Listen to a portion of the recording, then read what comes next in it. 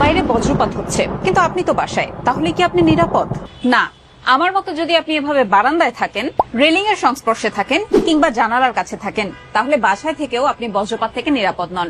বজ্রপাত হলে বারান্দায় যাবেন না, জানালা বন্ধ রাখবেন। এবার ধরুন আপনি একটি বিস্তীর্ণ মাঠে দাঁড়িয়ে আছেন, এখন হঠাৎ বজ্রপাত শুরু হলো। এমন সময় কি করবেন? তাড়াতাড়ি আপনার পায়ের আঙুলের ওপর ভর দিয়ে কানে আঙুল দিয়ে মাথা নিচু করে বসে পড়ুন, কারণ বজ্রপাত গাছে হোক বা অন্য কোনো পিলারে, তার মাধ্যমে চার্জ ভূমিতেই পৌঁছায়। তাই যতটা সম্ভব ভূমির সাথে সংযোগটা কম রাখতে হবে। তবে সবার আগে চেষ্টা করতে হবে কংক্রিটের ছাদ আছে দ্রুত এমন কোন স্থানে আশ্রয় নিতে। যদি একান্তই ঝড়ের সময় বাইরে থাকতে হয়, উঁচু জায়গায় এড়িয়ে চলুন, কারণ বজ্রপাত সবচেয়ে উঁচু জায়গায় সবার আগে আঘাত হানে। উঁচু গাছপালা, বৈদ্যুতিক খুঁটি, তার বা ধাতব খুঁটি, মোবাইলের টাওয়ার ইত্যাদি থেকে একটু দূরে, একটু নিচু এলাকা খুঁজে সেখানে গেলে তুলনামূলকভাবে নিরাপদ।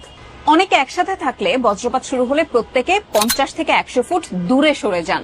2024 সালে বাংলাদেশের চাঁপাইনবাবগঞ্জে একটি বরযাত্রী দলের উপর বাজ পড়লে 17 জনের একসাথে প্রাণহানি ঘটে। তারা সবাই বৃষ্টির কারণে একটি ঘরের ভেতর আশ্রয় নিয়েছিলেন। বিজ্ঞানীরা বলছেন ভূমির বিদ্যুতায়তন এবং সাইড ফ্ল্যাশের কারণেই এমন ঘটনা ঘটতে পারে। যদি আপনি নৌকায় বা মাঝ নদীতে থেকে থাকেন, বজ্রপাতের সময় মাছ ধরা বন্ধ করে নৌকার ছাউনির নিচে চলে যান এবং যত দ্রুত সম্ভব নৌকা কোনো তীরে ভিড়িয়ে কংক্রিটের ছাদের নিচে আশ্রয় নিন। বজ্রপাতের সময় ছাউনিবিহীন নৌকায় মাছ ধরতে যাবেন না। আর নদী, পুকুর, ডোবা বা জলাশয় থেকে দূরে থাকুন, কারণ জানেনই তো পানি বিদ্যুৎ পরিবাহী। এই সময় ধাতব কোনো কিছু স্পর্শ করবেন না, ঘরের ভেতর বৈদ্যুতিক সরঞ্জাম ব্যবহার করবেন না, মোবাইল, ল্যাপটপ, কম্পিউটার ব্যবহার না করে এগুলো বরং বন্ধ রাখুন। গাড়ির ভেতরে থাকলেও ধাতব পদার্থের সংস্পর্শ এড়িয়ে থাকতে হবে।